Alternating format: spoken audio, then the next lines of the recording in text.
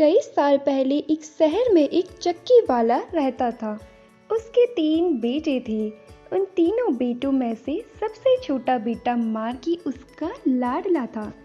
समय बीतता गया और उसके बेटे बड़े हो गए। उम्र के साथ वह चक्की वाला बीमार होने लगा और एक दिन उसकी मृत्यु हो गई। चक्की वाले ने अपने बड़े बेटे को पूरी चक्की दे दी, दूसरे बेटे को अपना गधा और अपने सबसे छोटे बेटे मार्की को एक बिल्ली दी जिसका नाम पुस था। यह जानकर मार्की का सबसे बड़ा भाई उस पर हंसने लगा और उसे घर से निकाल दिया। ऐसे में मार्की अपनी बिल्ली पुस को अपने साथ लेकर वहां से चला गया।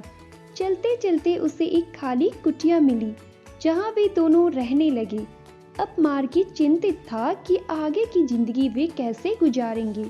इसी चिंता में वह अपनी बिल्ली से बोला, पुस मेरे दोस्त, मेरे पास खाने के लिए कुछ भी नहीं है, तो मैं तुम्हारा ध्यान कैसे रखूंगा। अपनी मालिक की यह बात सुनकर पुस ने कहा, आपको इस बात की चिंता करने की जरूरत नहीं है। यह सुनकर मार्की अचंभित हो गया। वह पहली बार एक बिल्ली को बोलता हुआ देख रहा था। तभी वह बोला, तुम तो एक बिल्ली हो और तुम बोल सकती हो, लेकिन तुम मेरी मदद कैसे कर सकते हो। यह सुनकर पुस ने कहा, मैं आपके लिए बहुत कुछ कर सकता हूँ मेरी मालिक। आपको बस मेरे लिए एक बूट और एक बैग लाना होगा। यह सुनकर मार्की और अचंभित हुआ और सोचने लगा कि एक बूट और एक बैग से यह बिल्ली क्या करेगा। इसके बाद मार्की पुस को लेकर एक जूते वाले के पास गया। वहां जाकर उसने कहा, मुझे अपनी बिल्ली के लिए एक बूट और एक बैग चाहिए। फिर वह दुकानदार पुस की नाप का एक बूट और एक बैग लेकर आया। मार्की ने बूट और बैग के पैसे दुकानदार को दिए। मार्की ने बूट पुस को पहनाया और उसके हाथ में बैग थमा दिया। फिर पुस ने कहा, मालिक अब आप अपने घर जाइए और देखिए कि मैं क्या करता हूँ। यह कहकर पुस जंगल की ओर चला गया। जंगल पहुंचकर पुस ने खरगोश के बिल के सामने अपना बैग खोलकर रख दिया। कुछ देर बाद 2 खरगोश निकलकर उस बैग के अंदर घुस गए। तभी पुस ने उन्हें पकड़ लिया। इसके बाद वह सीधे घर की ओर चला गया। घर पहुंचकर पुस ने खरगोश मार्की को दिया। उसने उसे पकाया और फिर दोनों ने मिलकर उसे खाया। पर्याप्त खाना होने के बावजूद भी पुस अगले दिन फिर से शिकार पर निकल गया। आज भी वह खरगोश पकड़ने वाला था। खरगोश पकड़कर वह सीधे राजा के महल की ओर चल पड़ा। महल के पहरेदार बिल्ली को देखकर उसे वहां से भगाने लगे। तभी उसने कहा, मैं राजा के लिए तोहफा लाया हूँ, मुझे अंदर जाने दो, नहीं तो राजा तुम्हें सजा देंगे। एक बात करती हुई बिल्ली को देख पहरेदार अचंभित थे। उन्होंने पुस को अंदर जाने दिया। जैसे ही पुस अंदर दरबार में पहुंचा, वहां राजा, रानी और राजकुमारी बैठी थी। पुस ने कहा, राजा, मैं पुस मार्की का सेवक हूँ। मेरे मालिक मार्की ने आपके लिए एक तोहफा भेजा है। उस बिल्ली को बोलता देख राजा, रानी और राजकुमारी तीनों अचंभित थे। राजा ने तोहफा स्वीकार किया। फिर पुस वहां से चला गया। घर जाकर पुस ने सारी बात मार्की को बताई। इस तरह से धीरे धीरे पुस पूरे शहर में प्रचलित होने लगा। एक दिन पुस शिकार पर गया। शिकार के बाद वह सीधे एक किले की ओर गया जो शहर से नजदीक था।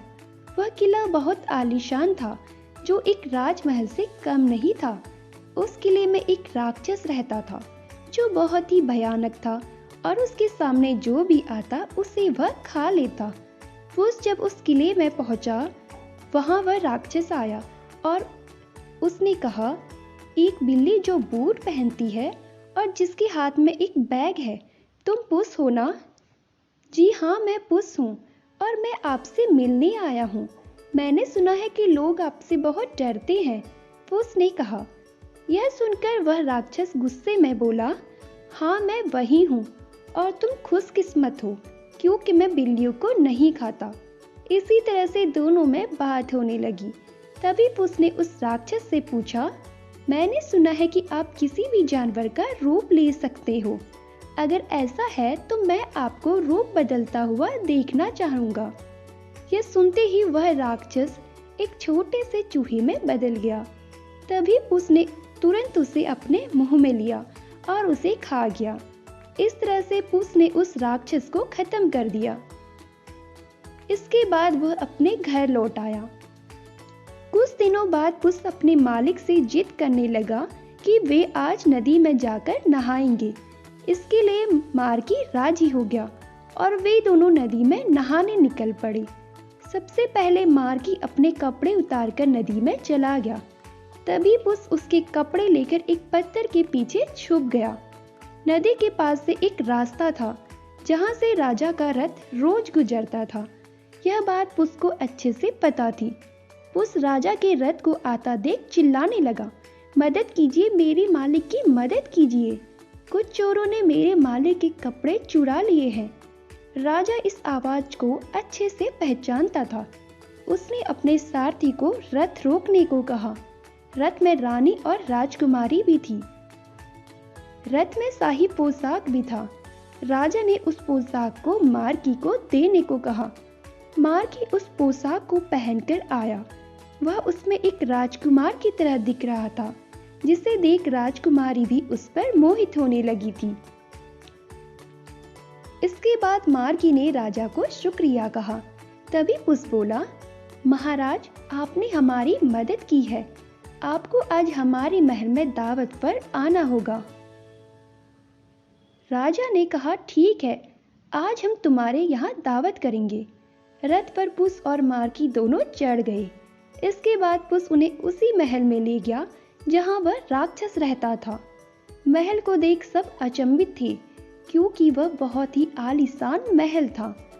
सब महल में दाखिल होते हैं और सब एक साथ खाने की टेबल पर बैठ गए। पुस ने शाही दावत का बंदोबस्त कर रखा था। सबने भोजन करना शुरू किया।